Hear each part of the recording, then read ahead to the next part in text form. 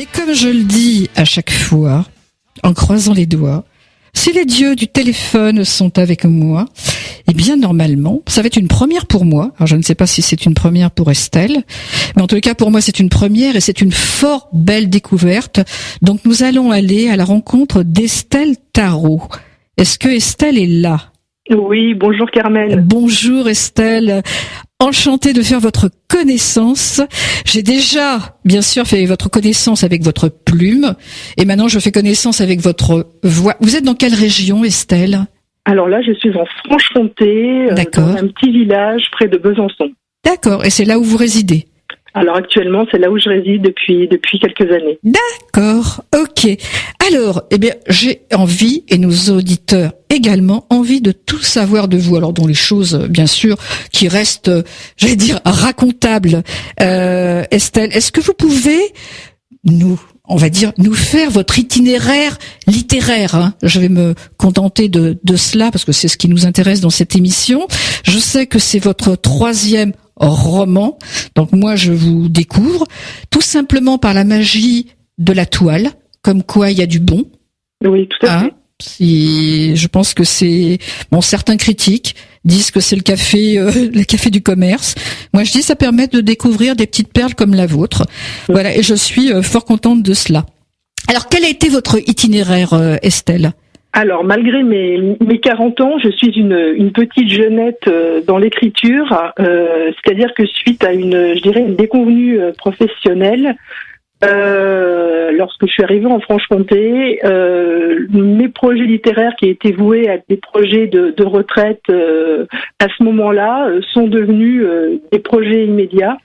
Et je me suis lancée dans l'écriture de mon premier roman Orage, qui n'avait pas vocation du tout à être publié. C'était pour moi, c'était une envie, un rêve à accomplir.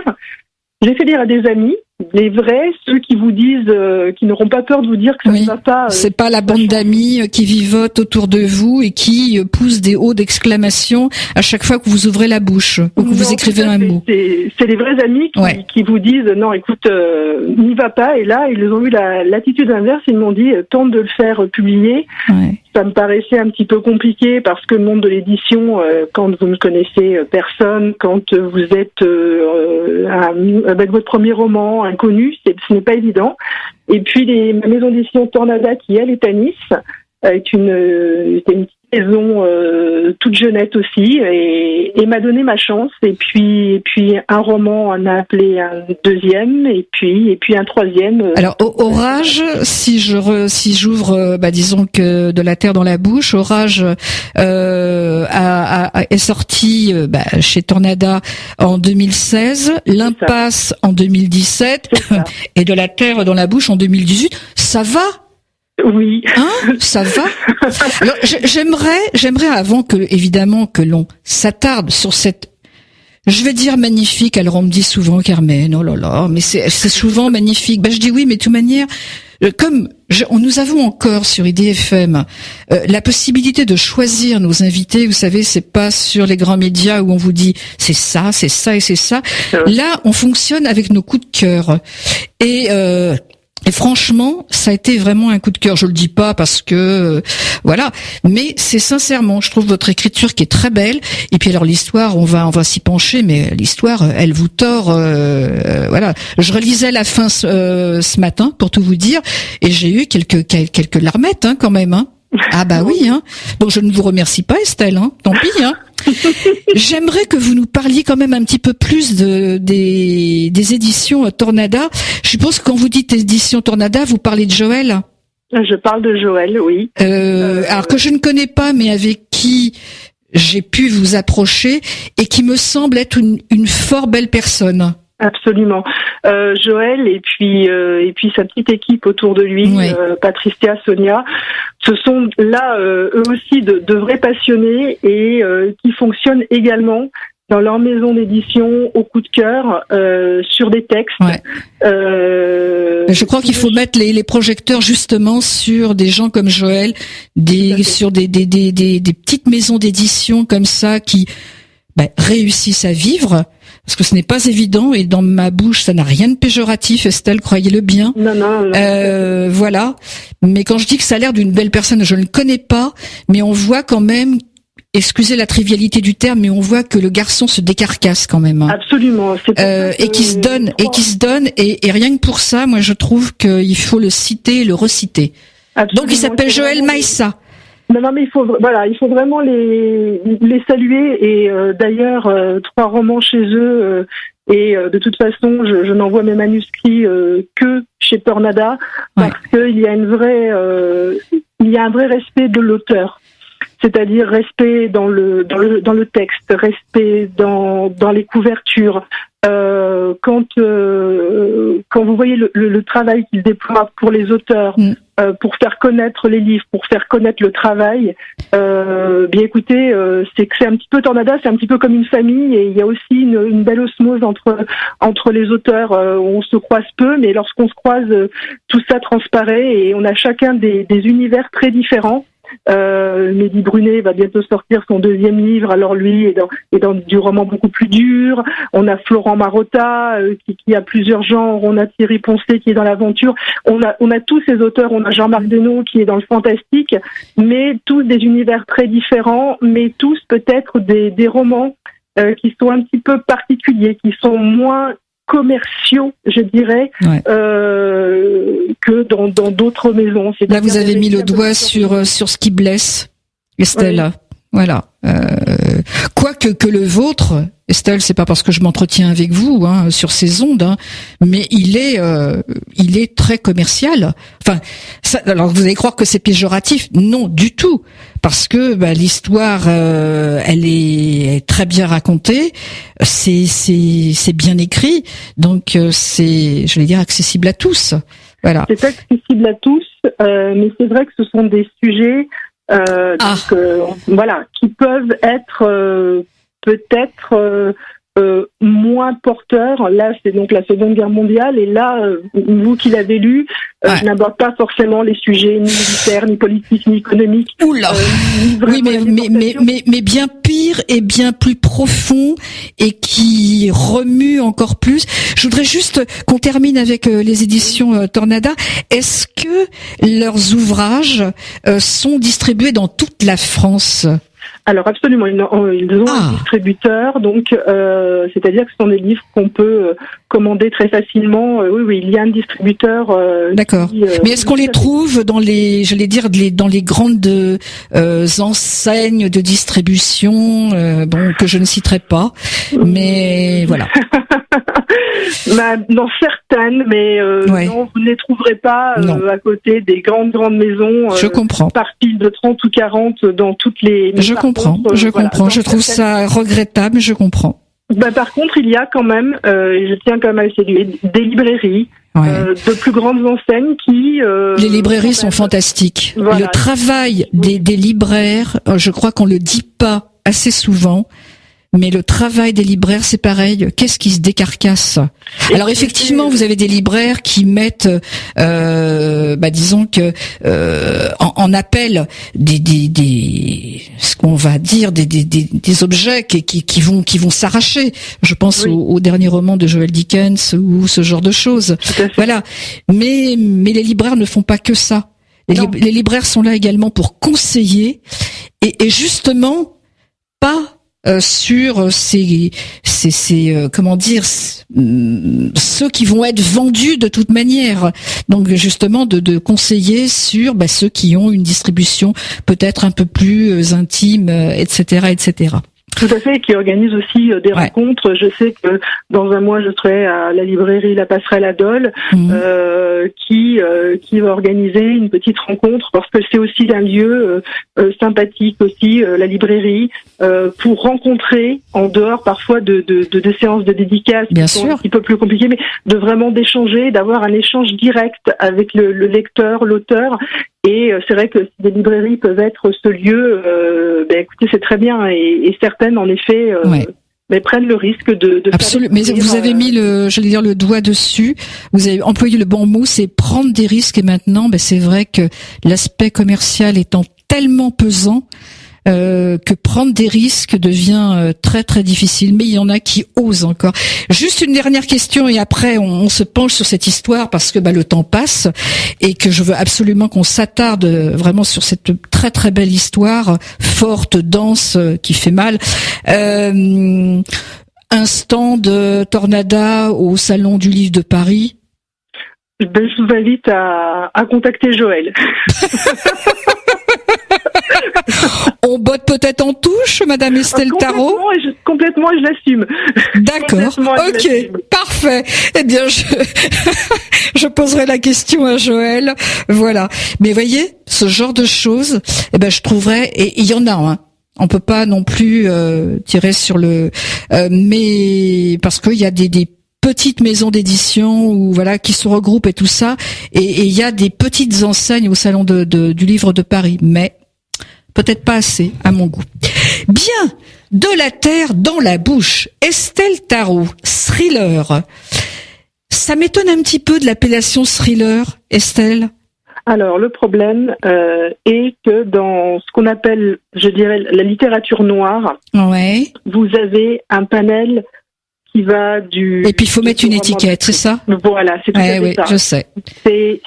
Et quand vous êtes dans des romans un petit peu inclassables parce que pas vraiment... Moi, je dirais plutôt noir social. Oui, mais voilà. Au lieu de thriller, parce que thriller... ça fait penser à meurtre. Alors certes, il y en a eu. Oui. Je vous l'accorde, hein.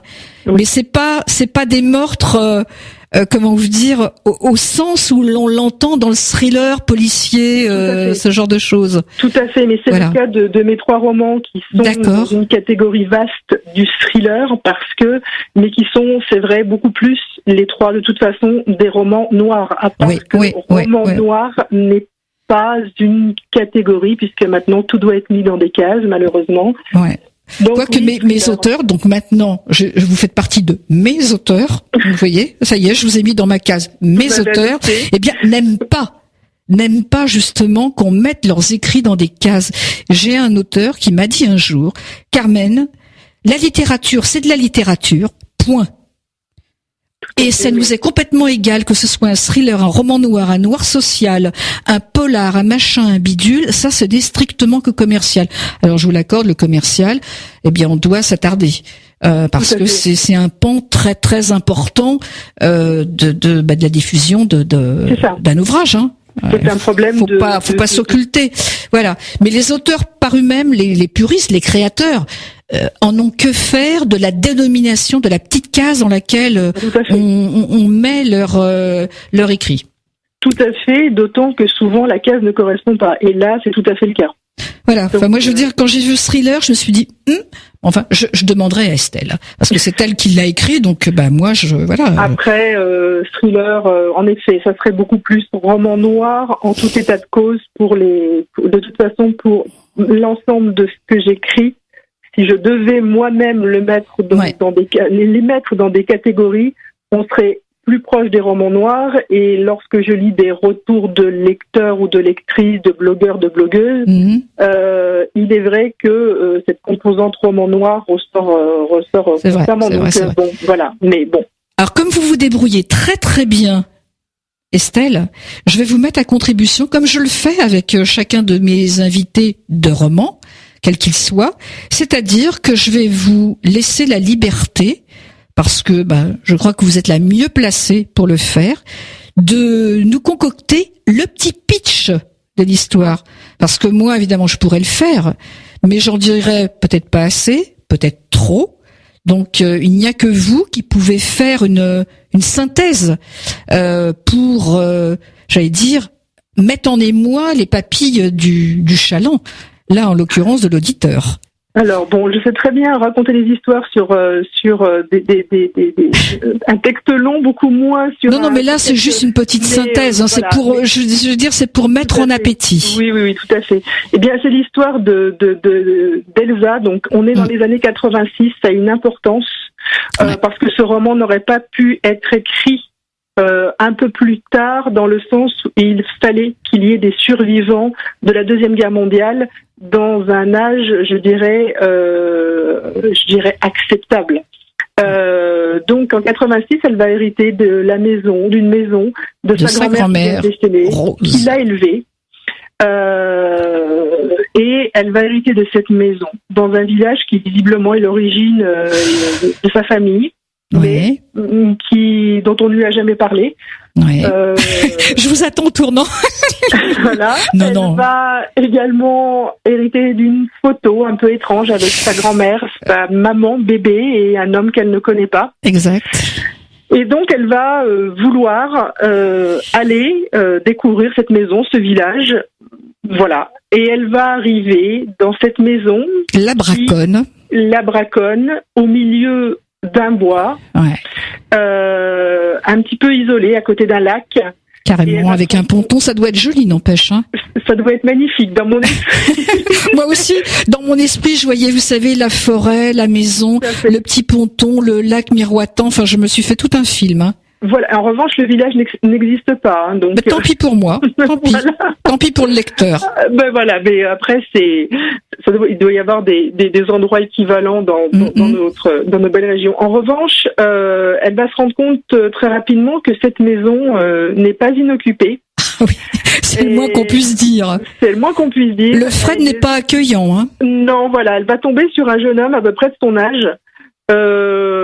Pour lequel cette maison a été un petit peu sa maison d'enfance, voilà, une maison où on allait pêcher, et qui pensait être la propriété de son grand-père. Mm-hmm.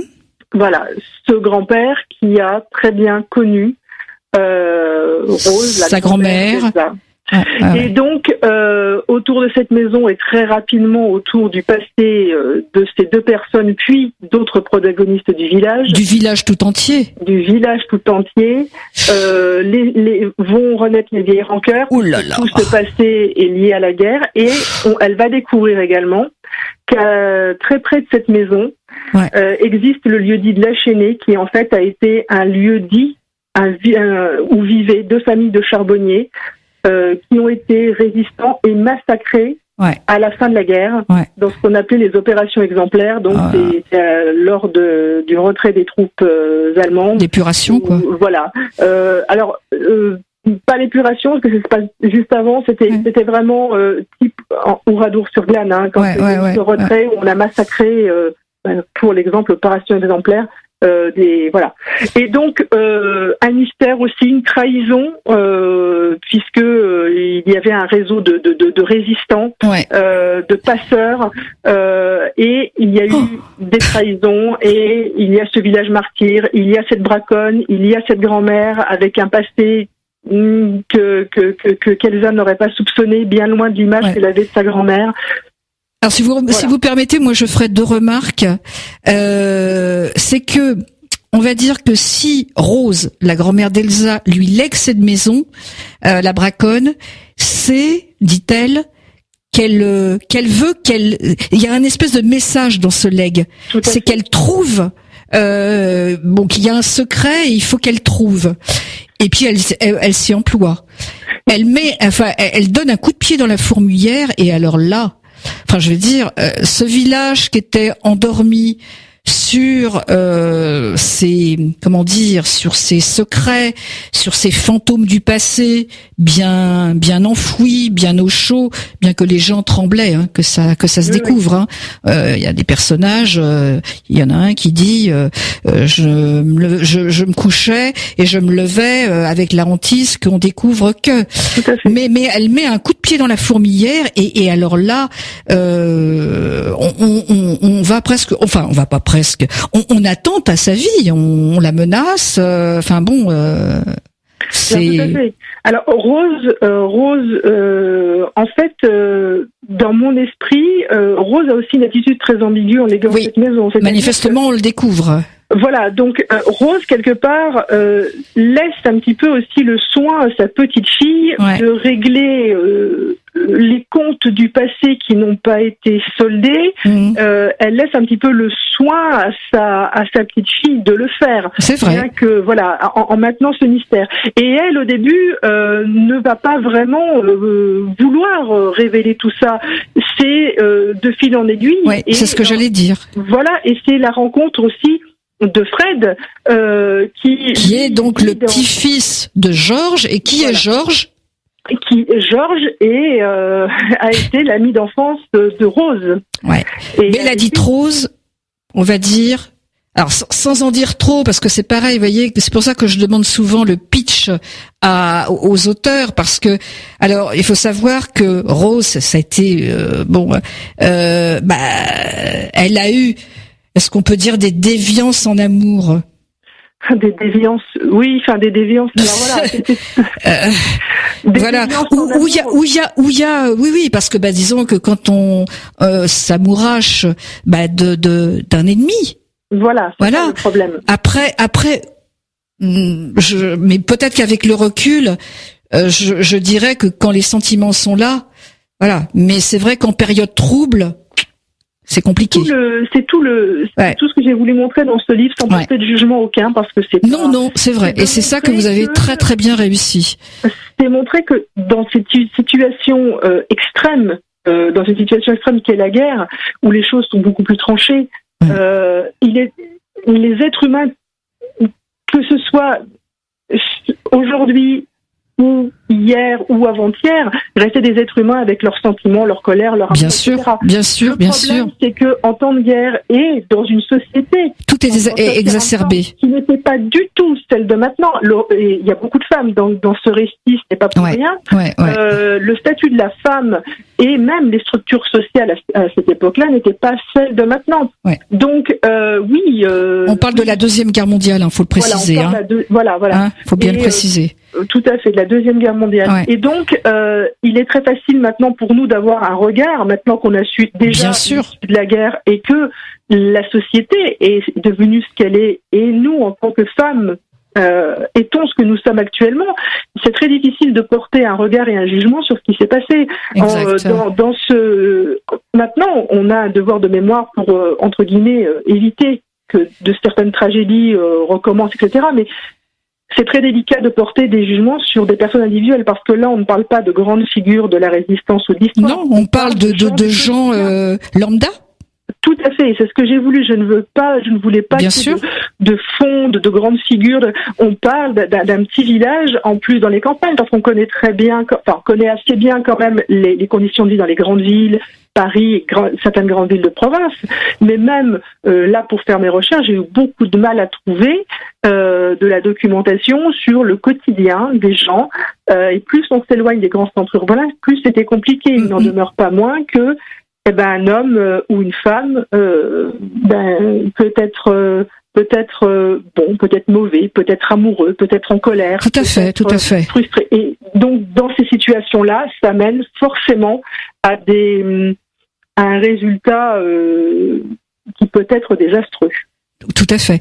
Je me suis rendu compte que même 40 ans après, la haine, elle est toujours aussi vive, Estelle. Elle est toujours aussi vive parce que ces gens-là ont vécu. Parce que là, je sais plus, il y a quelqu'un qui lui emmène deux sœurs pour raconter leur histoire, et on voit qu'elles sont encore, j'allais dire traumatisées, mais on voit que leurs paroles sont empreintes c'est comme si je les entendais. Oui, mais ce sont des personnes qui, en plus, étaient jeunes à ce moment-là. Oui, tout à fait. Qui ont connu le froid, qui ont connu la faim, qui ont connu des décès directs ou indirects. Exact, qui ont été traumatisés. Et c'est un traumatisme. Je pense que quand on connaît ça, adulte, mais a fortiori enfant... Le pardon n'existe pas, moi. C'est même pas la peine. Il n'existe pas, mais ça, je m'avancerai pas. Je n'ai pas vécu ces périodes-là. Mais je pense que, oui, pour certaines personnes, le pardon, je pense, ne peut pas exister. Peut-être que pour certaines, oui, pour d'autres, non. Et en plus, quand vous restez dans un village où toutes ces personnes-là ont continué à vivre, ont instauré une paix, mais je dirais une paix qui ressemble parfois plus à une guerre froide, et que toutes ces personnes-là... Tout le monde savait, mais tout le monde se taisait. Et tout le monde vivait dans la crainte qu'un jour, justement, quelqu'un comme Elsa vienne réveiller tout cela. Voilà, et c'est pour ça que personne n'en veut. Je dirais que les bons, entre guillemets, parce que c'est pas manichéen comme ça, hein, le récit n'est pas manichéen du tout, mais je dirais que les plus bonnes âmes comme les plus mauvaises, personne ne veut qu'elles reviennent. La paix est peut-être précaire, mais elle est là, et tout le monde a envie de finir sa vie comme ça. Donc même les personnes qui auraient quelque part intérêt à savoir ne veulent plus revivre ça. Ben on voit sur la fin du roman, on voit que il y a une réaction de panique. Oui. Hein? On voit qu'il y a une réaction de panique d'un des personnages qui s'est découvert et disons qu'à des actes meurtriers mais qui sont parce que il pète un plomb, quoi, comme on dit trivialement. Mais Estelle, est-ce que tous ces... Alors vous allez me dire que pour l'auteur, la romancière que vous êtes, oui, mais est-ce que pour un individu lambda, tous ces souvenirs, tous ces fantômes du passé douloureux doivent être réveillés? Il y avait une nécessité, alors pour vous, et bien entendu, parce que sinon il n'y aurait pas eu d'histoire. Alors, mais est-ce que c'était utile pour Elsa? Il fallait vraiment qu'elle sache? Je pense qu'elle a été plus prise dans un engrenage. Je pense qu'il n'y avait pas vraiment une volonté de savoir. Elle voulait, au début, elle était intriguée.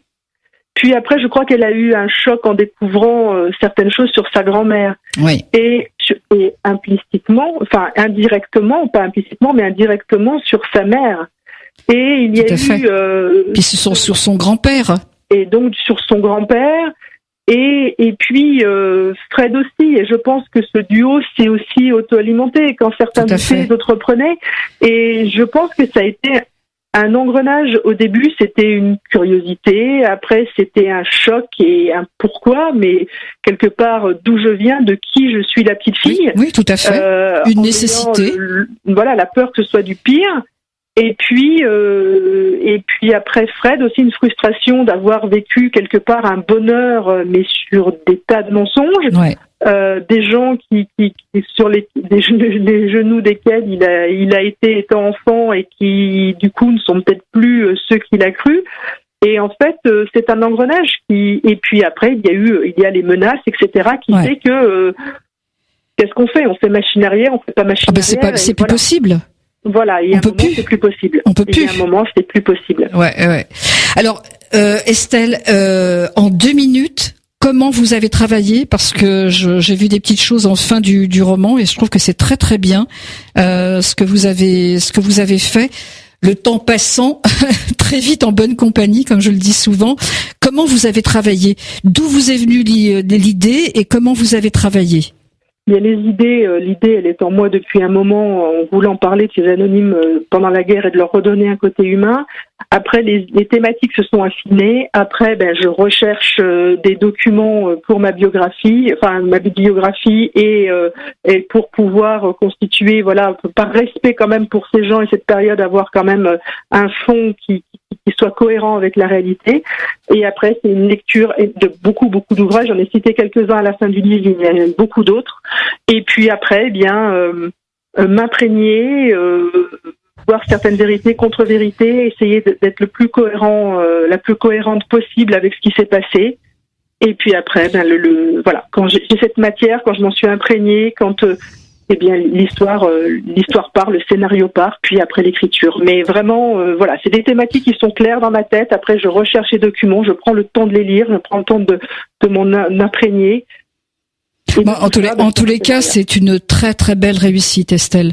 Merci. Franchement, je vous le dis sincèrement, vraiment, c'est très fluide. Disons que au début, on fait la connaissance chez le notaire de Elsa, et puis elle va à la braconne, et puis après tout ce qui s'ensuit, tout ce qu'elle découvre, etc. C'est vraiment une très très belle histoire. C'est très poignant, c'est dur, c'est sombre, c'est dense, c'est noir, comme vous le disiez, mais franchement, je le conseille. Voilà. Et ma dernière question, Estelle, vous avez quelque chose sur le feu, parce que souvent les auteurs Oh oui, me dit-elle. Oh oui. Alors, je vous demande pas évidemment, parce qu'on en parlera une prochaine fois, mais juste... Mettez-moi, allez chez moi, comme on dit. Mais disons que je suis dans la correction du 4e roman. Je pense qu'il y a de bonnes chances qu'il sorte, je pense. Et je suis dans l'élaboration du 5e et 6e. C'est voilà des thématiques encore. Ah oui, 4e, 5e, 6e. Ah carrément. Oui, excusez-moi du peu.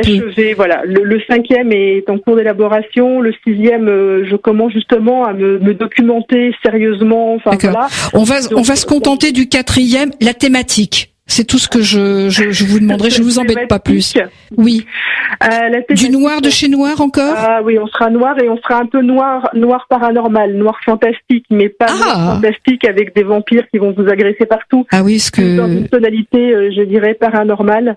Voilà, sur encore des thématiques. Là, j'en dis pas trop, mais sur encore des thématiques qui me tiennent à cœur parce qu'elles me heurtent beaucoup. Donc voilà. Eh ben écoutez, on va attendre. Et donc toujours chez Monsieur Joël? Ben oui, je pense que voilà, je pense qu'on va continuer, votre collaboration, comme on dit. Oui. Ouais, je dirais même notre complicité à ce niveau-là. Eh ben écoutez, en tous les cas, je suis pas surprise. Eh ben écoutez Estelle, moi je vous remercie beaucoup. Ce fut une première. Alors ça fait très bateau ce que je vais vous dire, mais je pense pas que ça soit la dernière parce que voilà, j'ai beaucoup apprécié, donc je vais vous suivre maintenant, comme je fais avec tous ceux pour qui j'ai des coups de cœur. Et puis, je voulais vous remercier de votre disponibilité parce que nous sommes samedi. Et que le samedi, souvent les auteurs sont à droite, à gauche ou en famille, ce qui est bien normal. Donc merci de votre disponibilité. Merci pour de la terre dans la bouche. En tous les cas, très beau. J'ai passé un très bon moment de lecture. Et puis je vous souhaite une bonne fin de week-end. Et puis je vous dis à bientôt. Merci beaucoup Carmen de m'avoir lu, de m'avoir permis de m'entretenir avec vous et puis alors à très bientôt également et puis un bon week-end à vous et à vos auditeurs. Ce fut un plaisir Estelle, merci et Carmen. Puis bonjour aux éditions en tous les cas, puis à Joël, à bientôt. Au revoir. Au revoir Carmen.